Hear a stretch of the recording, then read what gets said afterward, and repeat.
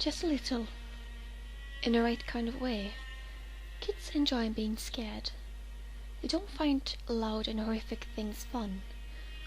But if something gives off a vibe of a perfect proportion, it's creepiness. It would turn a child's head, and instead of triggering his uneasiness and cause him to back away, it instills him in a sense of adventure, so that he may find out for certain if there really is anything from which to back away. Canluco did that for me. Maybe it was the weird puppets. Maybe it was the theme of haunted caves, murderous pirates, and skin-graining skeletons. Maybe it was the weird camera and sound quality. Whatever it was, I was 5 years old in 1971 and caught a pilot one day while Mom was out running errands, and thus the dial was mine to turn. I came upon the show and was instantly hooked. I've been reading up recently, my curiosity reignited, and my caution diminished about this theory that the show was just weak signal static, and these rumors about this screaming episode was apparently earned the laughingstock and the crew an abrupt pull from the seas and the Channel 50 Airways. I can tell you right now, it wasn't just dead air or snow.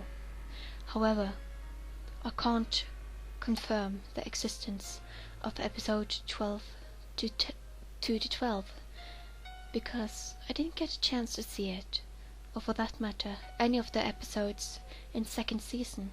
After all, they only aired once.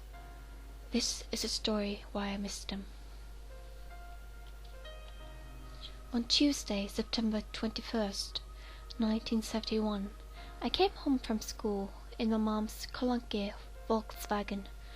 Since there was nothing particularly interesting on in my mom's eyes, she would forfeit the television to me, for an hour whilst she rode on an exercise bike in the basement.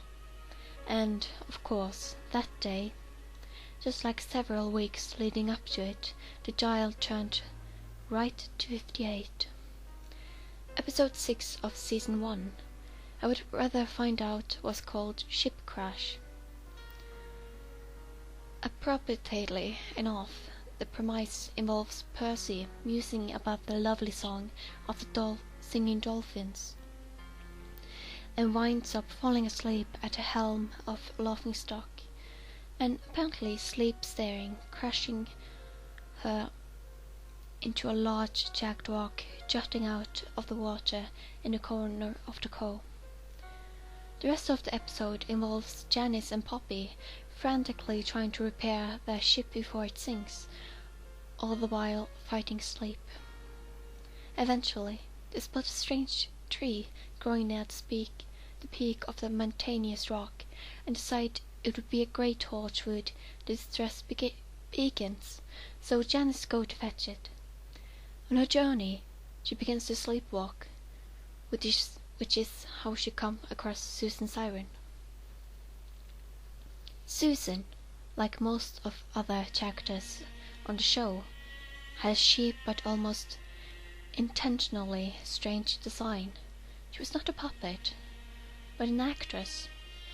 With her body and face painted a sea-greenish pallor, her lips was vibrant orange to complement it. She was dressed rather inappropriately for a children's show, her breast only obscured by a metallic brassiere, small chains serving as the straps. Her bottom piece was also fashioned in this way, with a large chain attached to her iron panties, and the rock behind her meant to shackle her there. The top half of her head, including her eyes and nose, was concealed by a headpiece fashioned to make her look more cartoonish, but it also had a pale green skin, as well as orange hair and large spherical orange eyes to match the lipstick. Susan Siren explains to Janice that she was commended to Lullaby Rock centuries ago, when a fleet of ships almost crashed due to her hypnotic, sleep-inducing singing.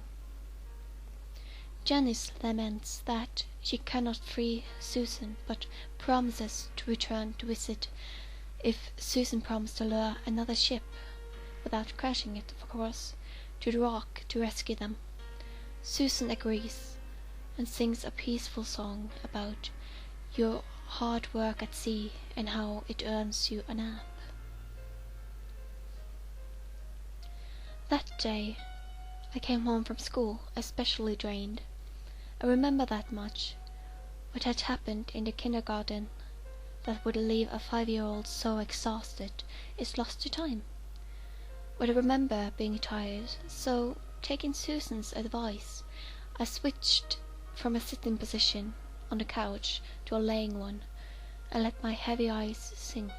Only seconds after my eyelids made everything dark, I heard the song end, and Susan boasted to Janice, "Now, watch this." My eyes fluttered open, eager to see what happened, but I was somewhere else. The room was white, as were the sheets on the bed I had apparently been tucked into. There were silver box machines surrounding me, beeping monotonously. A little tube poked into my arm and connected it to a hanging pouch of clear with liquid. I wanted to touch it, but I was afraid of the pain. I wanted to scream, but a large tube had been shoved in my mouth. I wanted to cry, struggle, and kick down the walls, but I was too weak, so I settled down for sobbing.